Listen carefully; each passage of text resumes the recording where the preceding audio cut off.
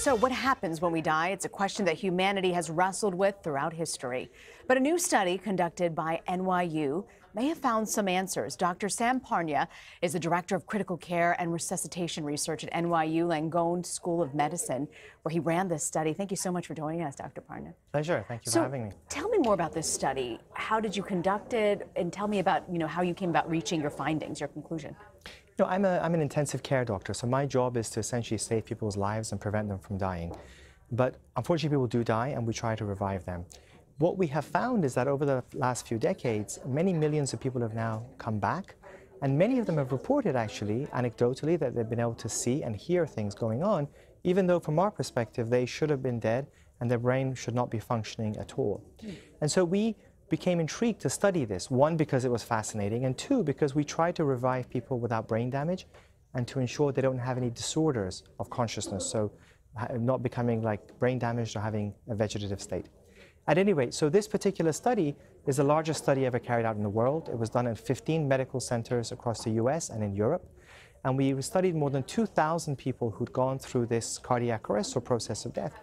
And we did not expect people to have any consciousness or awareness, but intriguingly, up to 40% of people came back and had a perception of being aware of what was happening to them, even though they had technically gone beyond the threshold of death.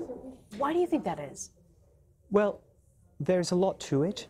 I should also add that among that group, 10% had a very deep, profound mystical experience that was very true to them. But interestingly, 2% actually had full awareness, could describe all the events that were going on that were validated. So of course the question is, why does that happen? And we don't have the answers, because to our scientific model, when people have died, there should be no more conscious awareness going on. But it sounds like maybe consciousness is able to continue. And by that, I don't mean that they're awake, but that entity that makes us who we are, makes Sam who he is, makes Rena who she is, the self, the mind, seems to continue and doesn't become annihilated after a person has gone through their process of death.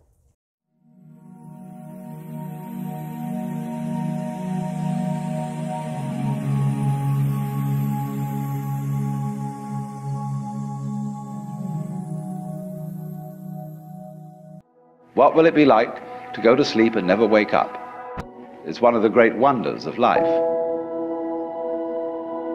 It'll pose the next question to you. What was it like to wake up after having never gone to sleep?